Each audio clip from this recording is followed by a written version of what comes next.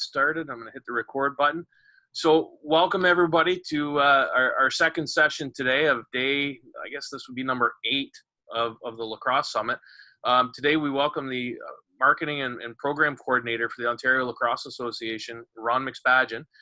Ron's going to talk to us about the 3-on-3 mini game, which has been a pretty tremendous thing in my eyes. I've seen it up close. I've seen it in action. Very much a proponent of it, and I've seen it on the field side that we use over in Europe as well. So I'm really happy to have Ron aboard with us today to explain a little bit more of the concept, how it could be implemented, and how it can be used to grow your organization. Ron, over to you.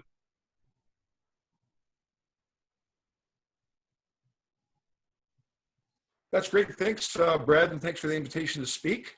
I got some slides that I'd like to go through, and I hope that this would help everybody follow along and understand better what our program is.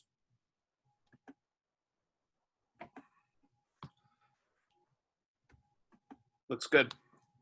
So the 3-on-3 program in Ontario is basically a result of a movement that was not just in Canada, but of course has been in other countries as well, toward athlete development models. These are sort of more formalized and sequenced development pathways for athletes. It involves, of course, participation in training of athletes, but as well, it has a focus on the coaching and administrative support. Now, these are not, of course, just in Canada, as I've said. There are in other countries of the world. It's a more recent piece, maybe within the last 8 to 10 years, that they've been more predominantly promoted and organized, and where national sport groups have had to meet some different criteria in terms of modeling their pathways for athletes. In Canada, these are known as long-term athlete development models, and in lacrosse, there are 9 stages that we have for box and field lacrosse. You see them on the screen right now. The mini game piece comes into basically where it fits is the active start and the fundamentals portion, the introductory level of lacrosse for the youngest, earliest learners. Within that model, the active start fundamentals piece, the key concepts in there are basically physical activity, fun and challenging drills, safety, as in safe environments for the kids, both psychologically and physically, non-competitive games, possibility for them to improve their abilities through experience, and an opportunity for them to build confidence and competence in whatever sport we're in. So those are some of the basic key concepts within the active start long-term development model for Canada. And that, of course, combines itself within North America. I'll just use North America as a piece because we sit in it. Some youth sport trends that exist that a mini game does address. And while you see a list on the screen right now, there are some of the things that go on, decreasing sport participation rates. We have issues with early and single sport specialization, and that emphasis more and more on sport safety. Certainly you can read into that, the concussion issue in many sports here in North America.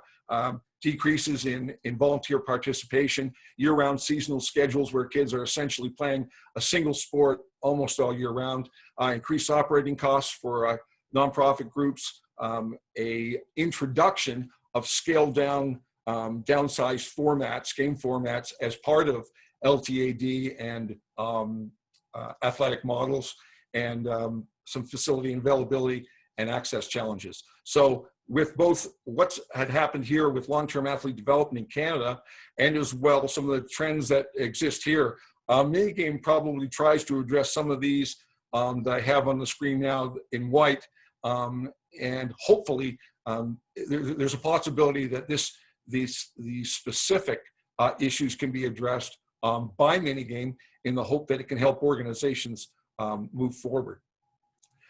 For those of you who've been familiar with some scaled down game formats, they exist probably in most sports now, certainly in Canada and around the world. But on YouTube, there are the examples in both ice hockey. If you were to search YouTube with these terms, you'll see both in ice hockey and in soccer examples of formats that have been scaled up for the parent look at the game from a child's view. The whole idea of minigame is to scale lacrosse down. So this is a game that speaks to children because it is, of course, targeted to the younger age kids. So it's a game that we are trying to introduce to kids that we are hoping appeals to them. It's a game that we hope they see that is a game for them, a game that speaks to them by size and scale. I would encourage you, though, if you haven't seen some of these videos on YouTube about the scaling from existing formats up to the parent view of both, I guess in this case, an ice hockey rink and a soccer field, they are worth looking at. The ice hockey one is done by USA Hockey. The soccer one is done by a club team in the UK. So the minigame objectives are these. This is basically a small-sided game. In the minigame objectives, it is the recruitment of players, to retain players, to introduce some physical literacy, and of course, introduce skill development as it relates to our sport of lacrosse. To do that, the target ages here are in these groups, and we're talking about 3 and 4-year-olds in junior paperweight, an age category we use right now in Ontario, paperweight, a division of 5 and 6-year-olds, and tyke, 7 and 8-year-olds. We would, of course, have these tiers of ages playing among themselves. So the 3 and 4-year-olds would be playing together, the 5 and 6-year-olds would be playing together, the 7 and 8-year-olds would be playing together. So it wouldn't be that we have 5-year-olds playing with 8-year-olds. These different tiers or different divisions would be the divisions that we target in terms of the ages of the minigame concept. The minigame equipment has, I want to just start with that so people have a bearing on what we're talking about. You're probably familiar in box lacrosse, field lacrosse, 6x6 in field, 4x4 in box, or other sizes if we're talking pro leagues. The nets here for minigame are 3 feet by 3 feet. The actual dimension of the crease is an 8-foot diameter. This compares in box lacrosse to almost double that. It's about half the size. There are 2 sizes of shooting tutors that try to help develop shooting skills. And we use SWAX balls that many are familiar with, but I do want to talk about them a bit because they're important to the development of the game. So basically, there's what the net and the crease looks like. The crease itself is basically like a yoga mat. It rolls out and is put onto a floor, concrete floor in Ontario. And the net, of course, sits on top of that. The nets are, they are not collapsible. It's basically for safety reasons, but they're very lightweight, of course. And again, they're only 3 by 3 in size. The crease that you're looking at is about 8 feet in diameter. This equipment is just brought onto the playing surface to start the program, and it's removed at the end of the sessions. Included as well is what you're looking at now is actually one of the tutors here. They come in 2 different sizes, so these are actually just affixed to the net. Originally, with the youngest age players, we actually encourage them to try to hit that target. With the older age players, as they progress in skill development, we, of course, are shooting around the target, not at the target. And the piece you're looking at right now is 18 inches across. There's also a 24-inch version of this as well that gives, of course, the better shooters, it makes it more challenging, that there's less space to shoot at in the end. So by using different shooter tutors, you're developing different skills. It makes it more challenging, of course, for the athletes as they progress through the game. I want to talk a little bit about SWAX balls because we think it's an important piece of the game itself. SWAX you'll find at swaxlax.com online. Great people to deal with. We have dealt with them since the inception of the company because I thought it was such an important piece in development, skill development in the game. So these are balls that are about the same circumference and weight of lacrosse balls. They are, of course, much softer than Indian rubber balls that we would know. There's less bounce and less roll to these.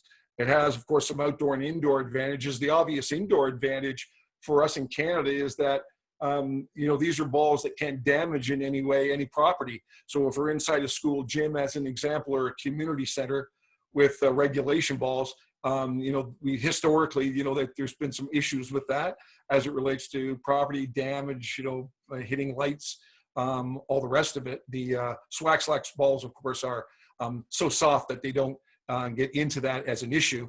And although I don't have a sample of it here, there is a sample of a Swax-Lax ball that in its panels. The version I have here is with Canadian flags on it, but there is a version of Swax-Lax balls with numbers on it, and it's basically targeted to encourage a goaltender training in the purpose of tracking and concentration and hand-eye as it relates to the importance of the use of the balls. So overall, our piece came together when we had finally found both an opportunity for the yoga mats to be actually cut and manufactured in one piece, and to be able to roll them out onto concrete where they would lay flat on room temperature concrete, and the Swax-Lax balls as a ball that, of course, allowed the ball to be more in play and more in a stick versus us chasing balls around the floor. So, you know, here in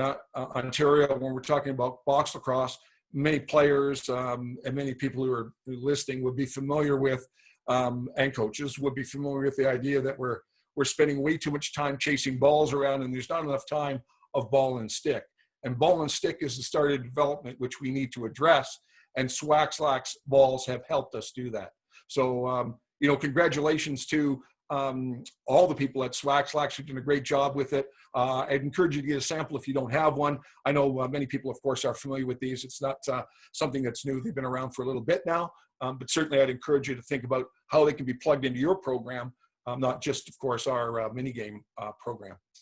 So for just a brief overview here with 2 slides, I had a regulation box arena in Canada is basically a hockey rink. So for anybody who might be international, we're talking about here a hockey rink that has, of course, different lines down on it. The regulation lines that are here that you see at both ends of this diagram that are solid lines are the creases, areas that shooting players, offensive players can't enter to be able to score a goal. That would be, of course, the net inside the crease that the goaltender, fully equipped in box lacrosse, would defend. And then a neutral zone of about 22 feet with restraining lines run parallel to end lines here. And if there was gameplay here going on right now in the regulation box game, we would, of course, be going east and west on this diagram, attacking each other's nets, and no different than other sports. An attacking zone for one is the defensive zone for the same club at the other end. And those are basically sort of, that's a simple piece on what it looks like. This is a shot from the Worlds in Syracuse not too long ago. And you can see in the bottom left-hand corner of the screen here, a goaltender inside a crease. That's the goal that he's defending. Red players are attacking in that direction. That will be toward your left as you look at the screen.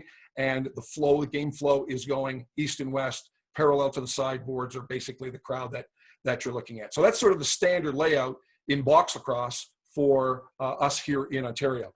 That's just an orientation. Now, in terms of the format of the game, I just wanted to share with you then how this changes as it relates to minigame being a small-sided game. So we're now going the width of the rink, not the length of the floor. The creases and nets are positioned against the sideboards, not the end boards, where they are traditionally positioned with some space behind them in box lacrosse. There's a neutral zone that's used as a substitution area and a cheering box for coaches. Most of you will recognize the difference between a cheering box and a coaching box. So that's what's critical as it relates to our minigame format, that there's more cheering, especially during gameplay. The format is 3-on-3. There are 9 players on a team. There are no goaltenders in net. Earlier, I did reference the shooting tutors that we use, and there was a photograph of those. There are 3 10-minute periods of running time with basically 2-minute shifts and buzzers, so that there's equal opportunity for everybody to participate. And there's a shot clock that basically runs similar to a 30-second shot clock in box lacrosse here in Canada. So it's basically a timed possession where the team has to get a shot on goal in 30 seconds in our box game. In minigame, it's basically a 20-second shot clock. So the diagram and the reorientation of small-sided game here that minigame looks like this. So there's a substitution area in the middle that's in gray on the diagram that you see. The practice and game area 1 is on the left. The practice and game area 2 is on the right. On the left-hand side, in game number 1, the Reds are playing the Blues. On the right-hand side in game number 2, purple is playing green. those players that are on the floor and in the flow of play are those that are participating in the mini game as it goes. Those that are in the substitution area are those that are coming into the game. So essentially this, of course, is the 3-on-3, a 3-on-3 format. There is basically the boundaries, of course, are the sideboards behind the nets. The end boards at both ends are, of course, what keeps the ball in play. And then the restraining line is the out of bounds line on the open end of the floor. So again, we're playing north and south now, not east and west on the floor diagram. And this would basically be the look of where players are coming into, where players are coming from, how they're participating during the game. And of course, the piece that's missing here, we have the nets as open nets, because this is sort of an introductory way that we would run the open mini game, that there would be no shooting tutors in the nets at all. The nets would actually be open for the for the players to take shots and score goals. So mini game rules, if I can just sort of summarize them, there is no contact. Loose balls is a first to trap rule. So if you're there first, you simply put your stick over top of the ball. That's your possession. There are no game scores. The restarts after goals are from the team that has been scored on at center floor. And the penalties are basically on-the-run penalty shots. So any violation of a rule is explained to the youngest players because of the ages that we're dealing with. And then the opposing players basically get what we know as a penalty shot on the run at the net. Some of the phasing of the rules, although we start with, for example, something like a 20-second shot clock, as things progress, not just during the year, but over time with players in terms of their ages, there's an opportunity to go from a 20-second shot clock and bring that back down. My recommendation here is bring it down to 12. It really speeds the game up because you've decreased the pace, the space, you've increased the pace.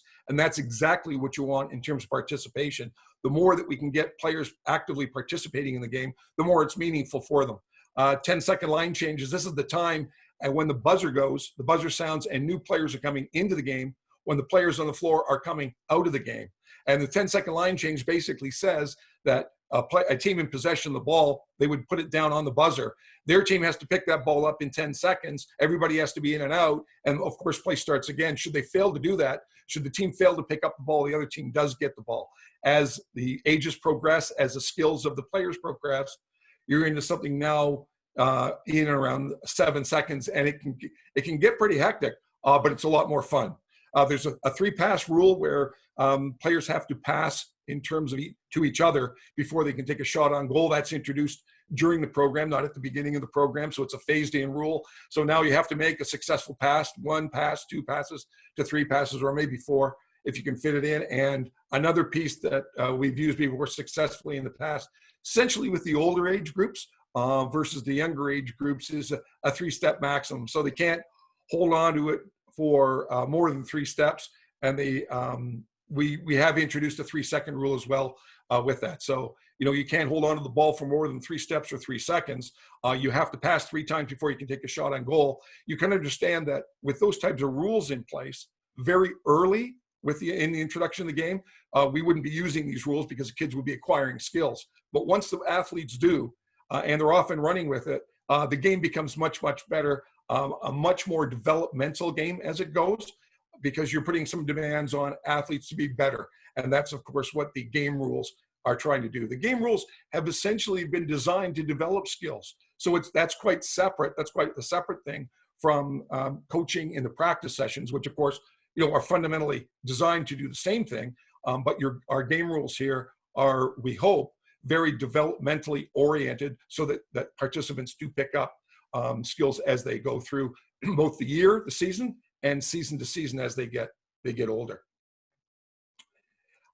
In the implementation of it, I just wanted to make sure that there's a clear understanding that the players are not thrown into gameplay right off the hop. So there is basically a 2-phase introduction to the implementation. And I want to thank our technical director at the OLA, Bruce Codd, who's done a great job helping us. He's been a great resource with this as well in terms of improving what we're looking at, what we've designed, and what we're trying to achieve.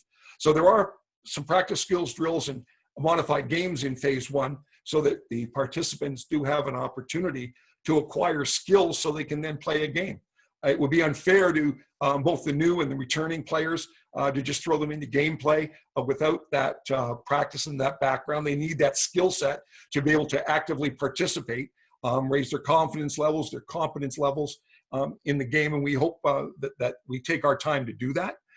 In phase 2, there is gameplay and the phasing of the rules that I just had up on the screen to make it even more challenging as we go. Now, within these phases, I wanted to suggest that we have, as in our implementation guide for the program, we have a 10-week program that goes twice a week. So these are essentially 20 different sessions.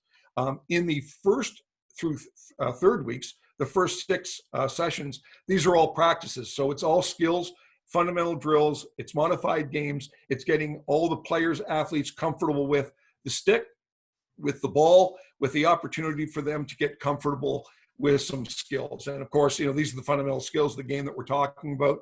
We're talking about cradling, we're talking about passing, we're talking about catching, we're talking about picking up the ball. So that all that trap and scoop stuff all the way on is what we're spending our time on. In the next phase of it, from weeks 4 through 8, we are practicing once a week and we're playing once a week. And then at the end of the program, we're playing twice a week for the final 2 weeks of the season. So that sort of is an implementation model that we've encouraged our clubs to look at. We think it's one that's very practical, without, of course, the athletes having some skills. It's very difficult for them to participate meaningfully in the games, and makes it, of course, much harder when we're trying to introduce game rules, like, for example, holding onto the ball for just 3 seconds, or not taking more than 3 steps, or making 3 or 4 passes before you can shoot.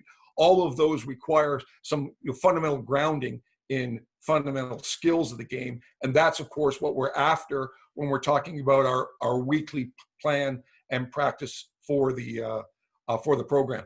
Note too that in the practice plans themselves, you'll notice that our game floor setup that we have at both ends of the floor is exactly the way we would set it up for practices as well.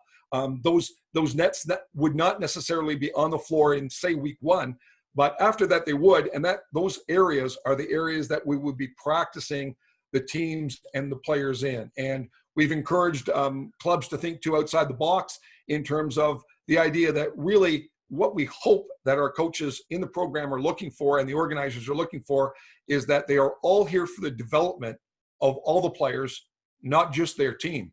So that the emphasis that we've tried to make to those organizers and coaches is that you're here for all, you're not here for some. And we want you to look at this holistically, so that the idea that teams have to practice together isn't necessarily something that has to fit or work. Mixing the kids up as it relates to the practice session, the practice dates, is something we encourage. They don't necessarily, of course, again, have to be on teams to be able to practice together. In fact, at the ages we're at in terms of social development, considering that we are purposefully promoting co-ed lacrosse at this level, it is probably more healthy for us to actually consider mixing kids up as it relates to practice play. And the other piece that we have that's probably critical, and I just want to throw out, is that the reason that those practice sessions are so important is that, the 3 P's of player development, that is practice, participation in terms of playing time, and the third key of parity is the piece that allows organizers, coaches, and league conveners to actually put together something that is more meaningful in terms of organizing their teams. We have such a thing in Ontario that we use as an algorithm to rank our teams for provincial play. And in our mini game program, we're basically looking at the idea of getting as much parity between the teams, i.e. that they're as balanced and as on a level playing field with each other as we possibly can. The reason that ultimately becomes important is not because we're keeping game score, but because we're talking about possession time. And we want to encourage the idea, and in the optimal opportunity for minigame, it's all about both teams having the ball for as much of the clock as they can get it. So parity becomes a really important piece, and the reason parity is important, not just because it drives player development, it's because in the end, we need to address it during the practice sessions, because it's easy, or fairly easy, I would think, for most coaches or organizers to understand what kids are a little further ahead on the learning curve than others, and then be able to use that as a building block for the teams that they're going to create for gameplay. Some of the resources that we are working on here at Ontario Lacrosse, we have equipment game sets that we actually sell and subsidize. They are combinations of all the creases, a set of creases, a set of nets. There's wax balls, there's ball buckets, there's shooting tutors. We sell it as an entire package for our clubs. It's a turnkey opportunity to implement the program. There are promotional posters that we have. There's an implementation guide that we share with our clubs. There's a parent fact sheet to sell the idea to parents, because as you can appreciate, in the end, historically with many sports, not just of course with lacrosse, but historically, one of the great barriers to implementing small-sided games or scaled-down versions of sport are the traditionalists that are in the game that are sort of a little bit skeptical and apprehensive about what's coming and what's new.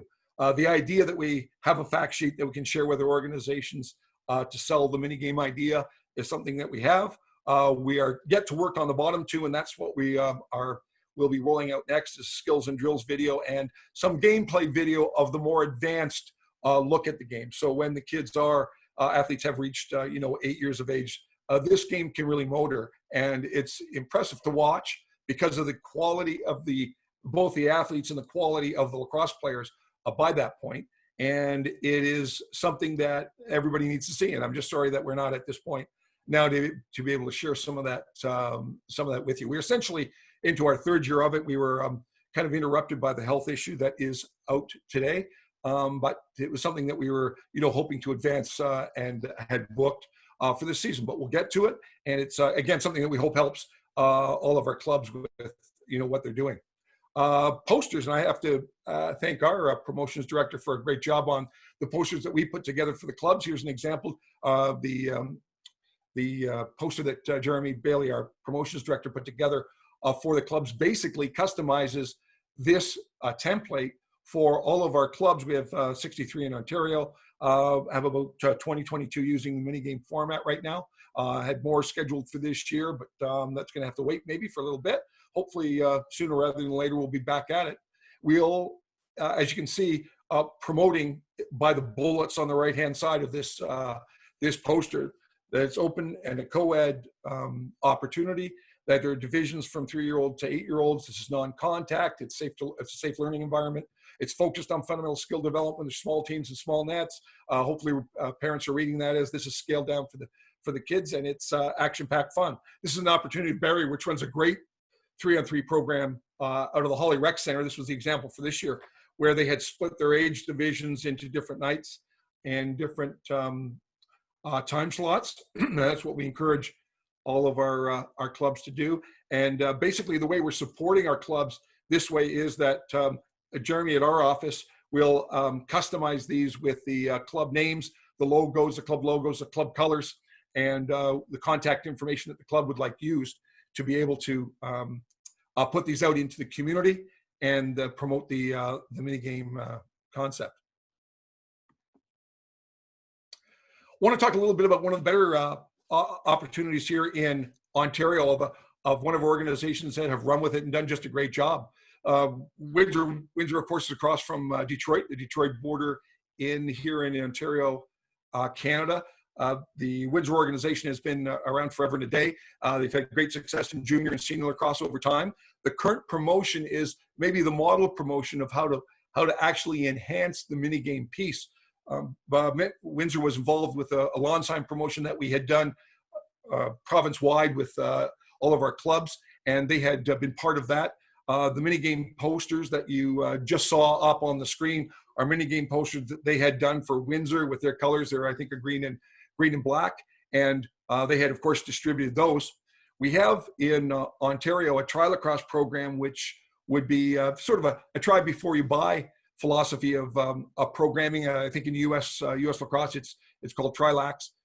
It is an opportunity for parents to put their kids into programs at the local level, for them to sign them up. They are insured by the OLA. Our clubs then deliver some great programming to excite the kids about playing and interest them in it. And in Windsor's example of tri-lacrosse, they actually, for the youngest age kids, introduce the minigame format. So they're driving the tri-lacrosse, which is a free opportunity. They're driving the athletes, the players that are interested in trying for the first time into minigame. So these are sessions that take place on weeknights, sometimes January, February of the year before the real season starts. And both the parents and the players can get a better taste of what they are going to get into when they know this is the game that they would be playing. So a very smart, strategic approach to marketing the game. Further on to that, in terms of the sponsorship side, in a great promotion with McDonald's, they have a small fries division, which is essentially the paperweight division. They have Club 240, which is a charity in Windsor that has done great things for many years now, I think with 16 sports. Thanks to Jerry Kavanaugh, president of Windsor, for that background on that great charity there, sponsoring an entire division. And entire division sponsors, of course, have their advantages over team sponsors to ensure that all the kids see the same kind of benefits from the program. Made to Shade is a wallpaper, wall coverings business that had stepped forward to supply free sticks for all new players. So, not just free sticks and not just sponsored games, not just an opportunity to try it before you buy it. I know that in the case this year, they were looking to give away some balls as well on top of the sticks to some of the new players. So, a shout out from Ontario Lacrosse to McDonald's, Club 240, and Made to Shade to help us not only bring the program to life, but enhance the program in a very meaningful way. And congratulations to Jerry Kavanaugh, to Andrew Soulier, to the entire executive in Windsor for the good work that they've done down there. And it has been probably a great model that many of our clubs in Ontario can follow. But when I say in Ontario, this is the kind of model that we'd encourage all to follow.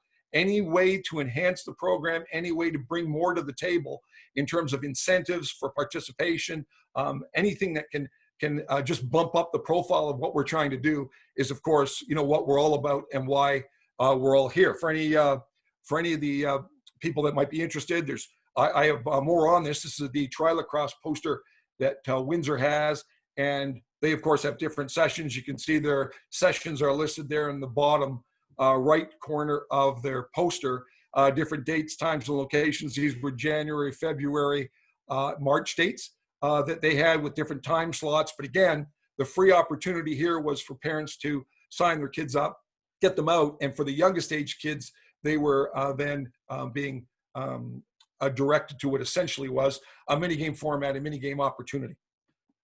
A little article on the success from Ontario Lacrosse Magazine. I can fire out to people if people are interested in it, and it just talks about all the good work that Windsor has done with both the program and with sponsorship, and as a great model for the program. So that's sort of, Brad, where we sit with minigame in Ontario, and we'd be open to any questions if there are any.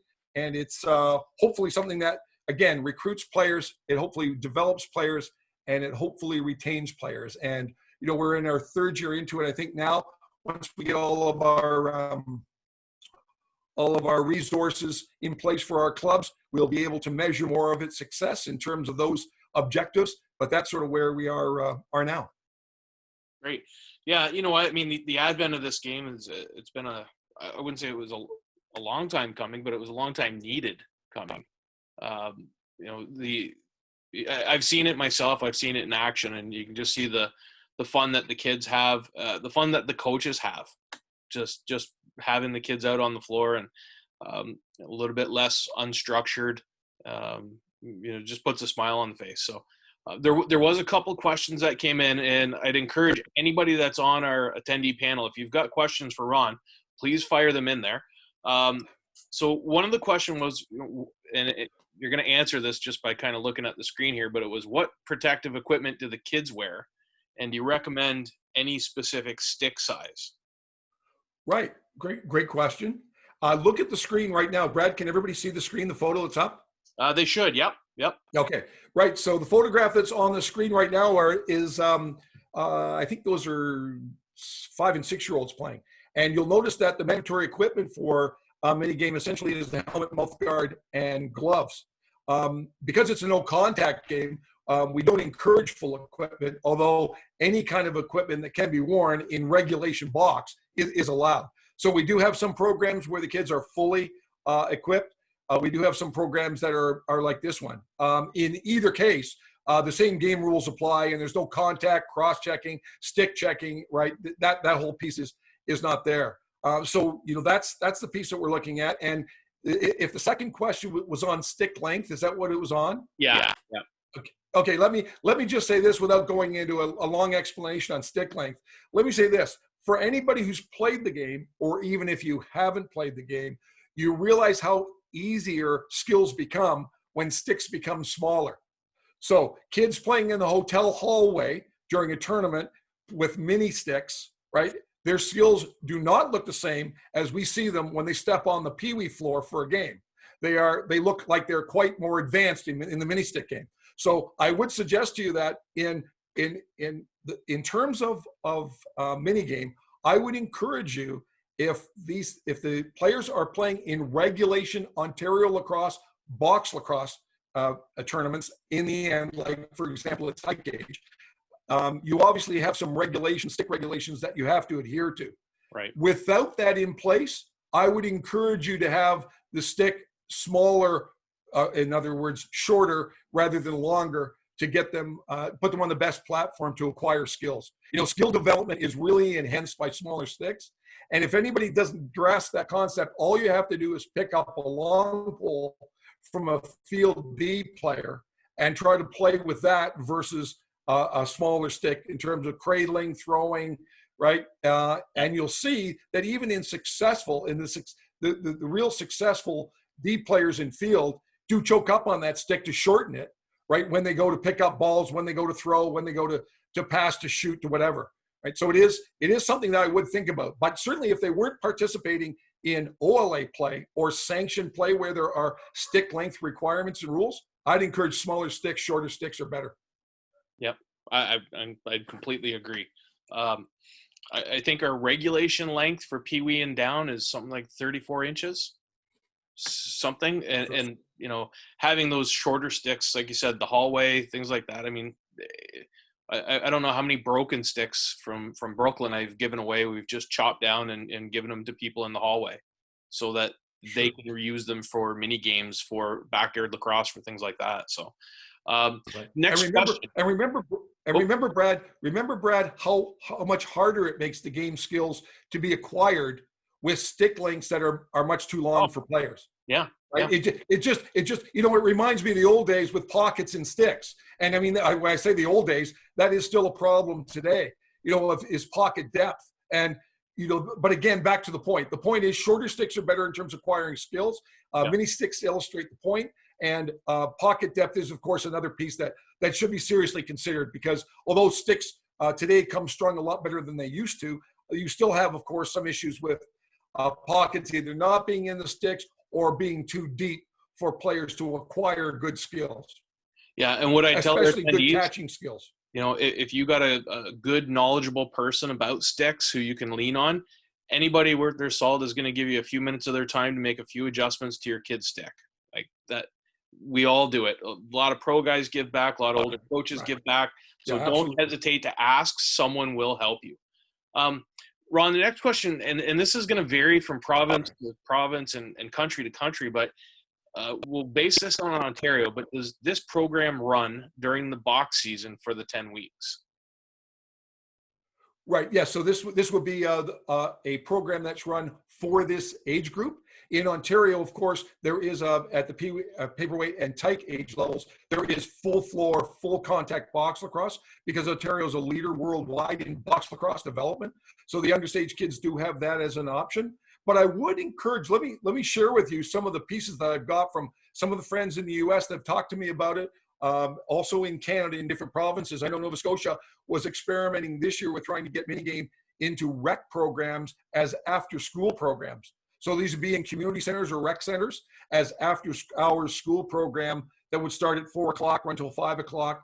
And that was, again, outside of a school and outside of an organized nonprofit lacrosse program. These were actually, rec centers in Nova Scotia. One of the other pieces, of course, is that the 10-week program could actually stand alone as a fall program inside a school, right? I mean, this actually, when you look at both the equipment for the program that is necessary, it really is minimal.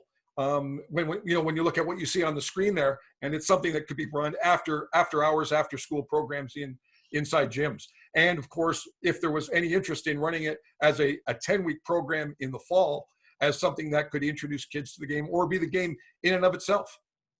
Yep, absolutely.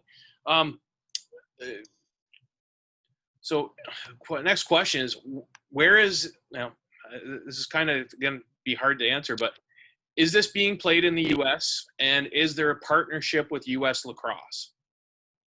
Not yet. I know that we've had some conversations with Swax in terms of how we'd be able to promote this game in the U.S. and actually, where we can sort of hook up suppliers so that we can get this game, across the country. I know we've had, up till now, Brad, I've had many inquiries from the U.S., basically, probably through Swax because we've worked with them in the past on it. We've been down to the U.S. Lacrosse Convention with, some of this stuff. So, we've had a lot of inquiries on it, but it's about, it's about getting the product piece in place. The balls are not hard. The nets, of course, are something that can be manufactured in different places by different net manufacturers. Those who manufacture hockey nets, for example, can make these quite simply. And the portable creases now are basically, I believe it's a 3M product. So at the end of the day, we had searched for quite some time for both the balls that we needed and the creases that we needed to make the game come to life for children, right? So again, the reason the creases are there, we could chalk down a crease. I mean, we could chalk down a crease to make it easy. What makes it more meaningful is that because the crease is such an important element in the game, and one of the first rules that players must understand, both as a goaltender on both sides, defensively as a goaltender, offensively as a shooter, because it's so important. That's why you see that our creases are dark blue, because in Ontario they sit basically on gray concrete, and it makes it so obvious to even the youngest of kids. Once it's explained to them that you can't go in there to shoot, they clearly understand the concept. But again, about scaling the crease down, scaling the net down, bringing a ball that we don't chase, for 15 minutes is the whole idea of minigame. It's to maximize the development opportunity for all. Right. So another question is, where can you buy the starter pack? Yeah, right. So good question. The Ontario Lacrosse sells them right now. Of course, we sell those in Ontario. It would be a challenge, of course, to ship this anywhere, but we would be happy to work with anybody to try to, help advance the ball on minigame, excuse the pun, but, to work with anybody to make sure this happens wherever you are.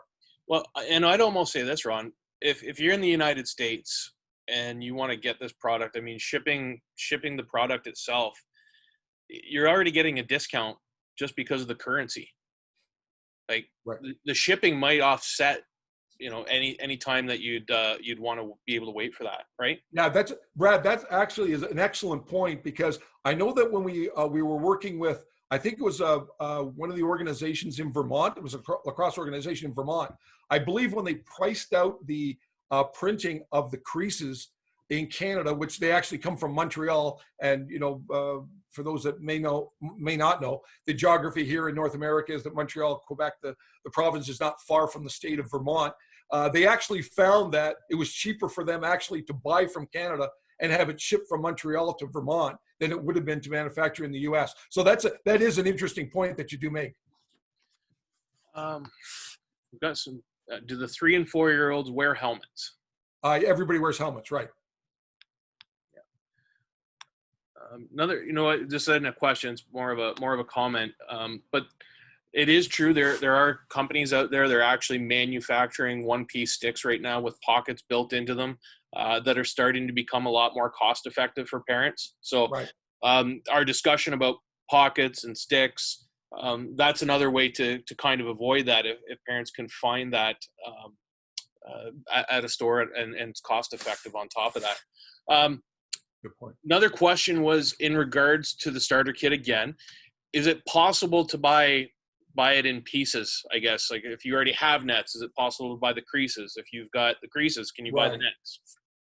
Right.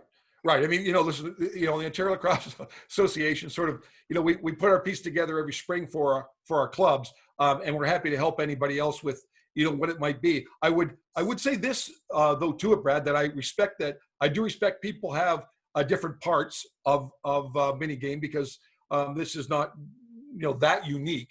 The pieces have been taken from different different experiences over time in lacrosse. But I would say that together collectively, the elements are what makes the game, and changing some of those elements does change the game. I know we've had groups want to use 4x4 nets and not 3x3 nets, right? Put some other crease down, not that crease because it's expensive. I get it. I mean, at the end of the day, the story is all about the scaled down version that speaks to children. That is the purpose of what we're doing as it relates to the equipment side of the game. We want children to look at this and say, these people are talking to me, right? This is a game I can understand and get into, right? It's a very simple game in terms of the way we're teaching it, right? Especially the crease idea. I see every year tyke age players, 8 years of age, walking through the crease at provincials, right? That's after whatever number of weeks of play. Still, maybe lines on a floor are a little more difficult, which I respect in child's cognitive learning, a little more difficult than, say, for example, the obvious crease that we put down. But that's why we do it, right? The reason we do it is, of course, is that at the end of the day, when we do remove the crease, children do understand very, I think, easily that when they're into gameplay in regular box lacrosse, as they move on into, novice, peewee, and on, they do get what the crease means, because now it's a line and it's not just a solid yoga mat. Yeah, one of the areas I actually thought was pretty intriguing. We did a version of this when we were preparing for the 2018 World Fields in Israel, and we were just kind of messing around outside. And but I was talking to a couple newer coaches, guys that are involved in Israel lacrosse but had come from basketball and soccer. And when we actually put the 3-on-3 game out that we were playing, and it wasn't quite as organized because we were limited by resources, but I actually thought it was also a bit of a good opportunity for coaches to get in on the entry level and understand a little bit more about skill development, how it starts, and the training of it, because a lot of coaches coming in don't really have that much of an idea, but they're really eager to do it. And this seemed like a really good opportunity, because now they're starting to see it at a smaller, scaled down, slower pace where they can get introduced to it on the same level. Right. And think about this advantage too, Brad. You notice in the slides earlier, I talked about a cheering box versus a coaching box in the substitution area, right? So the substitution area in gameplay is all about instruction to coaches to be positive, to be encouraging, and not to be coaching as we would know it. Now, we're encouraging coaches not to coach during gameplay. We're encouraging them to coach during the practice sessions, right? And then, so because we've narrowed the amount of time that we're actually asking a coach to coach, it might make those volunteers that are interested in coaching, it might make it a little easier for them to come and say, they only have to know 3 or 4 drills, right, when they come to work a session. And again, let me explain that, right? What we would see is that if, for example, because of the ages of the children involved in the program, especially the youngest ones, we would encourage to have more adults around, right, to help organize the players. Therefore, if, for example, Brad, if you and I are at one end with, say, 16 to 18 children that are age 5, and there's maybe 3 of us coaching, if I bring my 3 drills and you bring your 3 drills, and our third party coach brings their 3 drills, we've got 9 drills between us, only 3 that I had to figure out as a new volunteer to the game, but we'll run an effective practice session, right? At the end of the day, the kids will be active, they'll be engaged. We just have to coordinate ahead of time what we're working on. Maybe I'm working on pickups, maybe you're working on passing, right? Maybe somebody else is working on catching, right? Yep. So that is a good point on it. But again, I would get back to the point that we are very much interested in cheerleading during games. Like, you're doing well, all of the positive encouragement that can come to kids when they're playing, And then in the practice sessions, it's more about the learning aspect to it, the teaching aspect to it, because we really think gameplay by its rules structures development. Yeah, and again, I'd agree. I'm a proponent of it. We're approaching the hour, which we promised to Ron that we would kind of have them out by 3:00. Everybody's got some items on the go. If you've got further questions, please pop them in the Q&A box.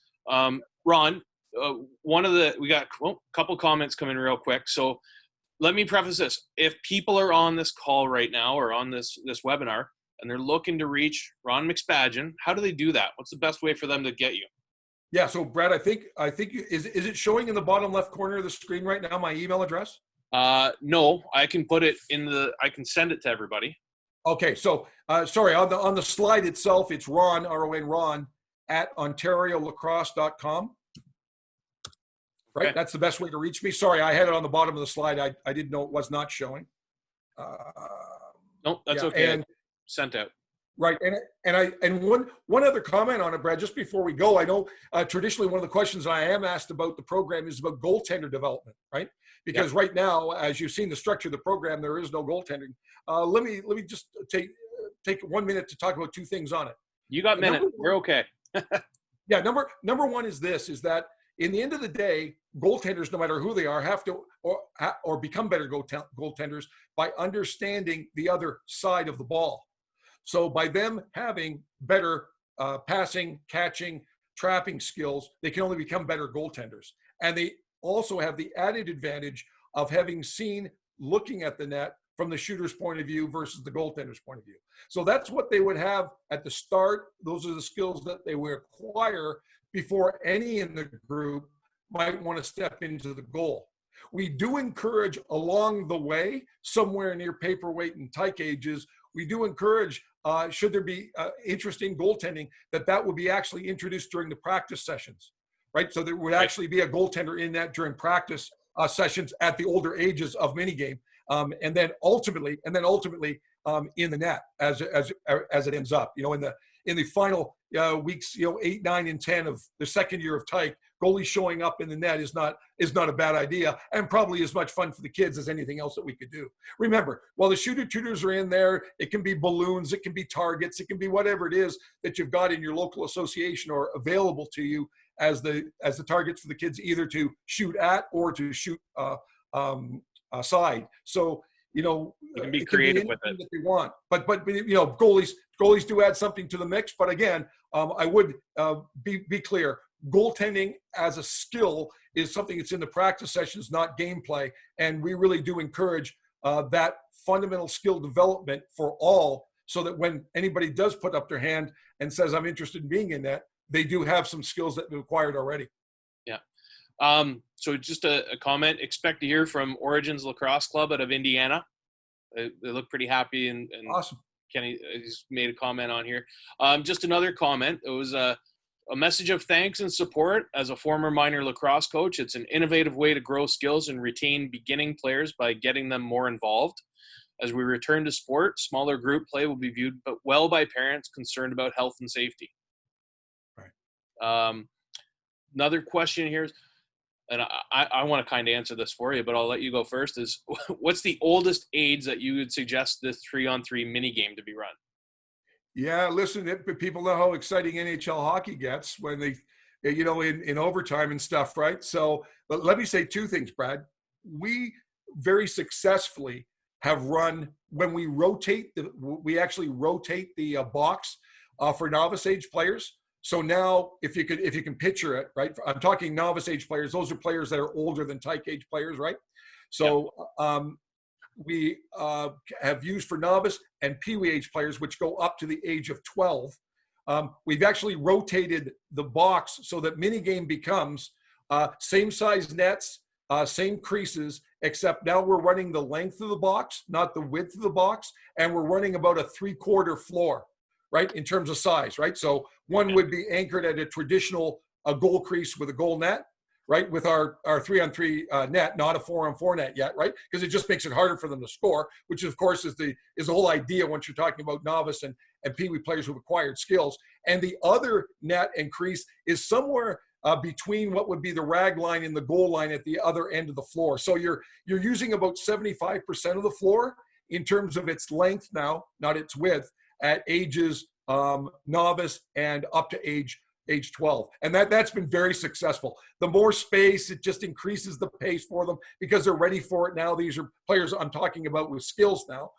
If I was introducing it to players of those ages, I would still use the half floor method to get them to acquire skills. But to rotate the box is another opportunity with mini game because, of course, these things are portable, right? You're just carrying a net that's very light and a roll up crease. Yeah, and I've seen creations of these nets and variations of this throughout. So, I mean, guys my age are playing this in backyards. Guys at cottages, like you see them all around. So, which is why I was laughing because I remember actually when we were still playing major series and whatnot. This was like one of our team fundraisers was having a 3-on-3 tournament in somebody's backyard, and sure. Teams would get along and guys. Actually, I remember Brooklyn and Peterborough having a. We went up to Peterborough to Jerry Marina's house one year and had a tournament with each other, and it was fun. It was a lot of fun between teams. Yeah, I think about how much fun and how excited fans are about 3-on-3 overtime in hockey. Yeah, absolutely. Right. So, and just another comment. One of the attendees who's down in the United States said we've adopted a 3-on-3. I think that actually they have a 3-on-3 net in their house, so 3x3 net. Right. So, I mean, the variation on the nets, I think, is huge because when you still watch some of those, and I don't know what the age groups have converted to, but I still call them Pee Wee and novice, and you see some of those goaltenders that are in the 4x4 nets and they're tiny. I'm a big proponent of seeing these 3x3s. Going in for especially what it can do for a player's confidence and not only that, just fun. Right, for sure. So, Ron, we're 1 minute away here. If there's no other questions in the chat box, we are going to end it there. I do have a quick item. I just want to thank some of our sponsors who made this happen for us today. Uncommon Fit, Sticks and Picks Podcast, Manitoba Lacrosse, Major Series Lacrosse, Apex Lacrosse Events, Franklin Park Real Estate Team, and Bear Paw Lacrosse Events. Ron, I can see your email in the corner now for some reason. Thanks for coming on. I really appreciate it. It's always a pleasure talking lacrosse with you. I know we get to see each other a little bit more often when we're in non-COVID days. But thanks for sharing the information. It's been a really good session here for our attendees. The posting, we'll be able to repost this within probably half an hour, 40 minutes. So if you have missed it or you've only seen a portion of it, check back. It'll be up. We're back at 4:00 with Kaylee Kelly, who's putting on from Central Mass, who's putting on some items for our girls program. Ty Wilkinson, a U.S. lacrosse official, joins us at 6. And Sean Nadalin from Towson men's lacrosse program, the head coach, joins us at 8:00 tonight. So tune on back. Ron, thank you again. We'll be chatting soon. Thanks, Brad. It's been great. Thanks for the invitation to speak on the subject, and thanks for all you're doing with the Global Lacrosse Summit. It's terrific. All right. Chat soon. Take care. Bye now.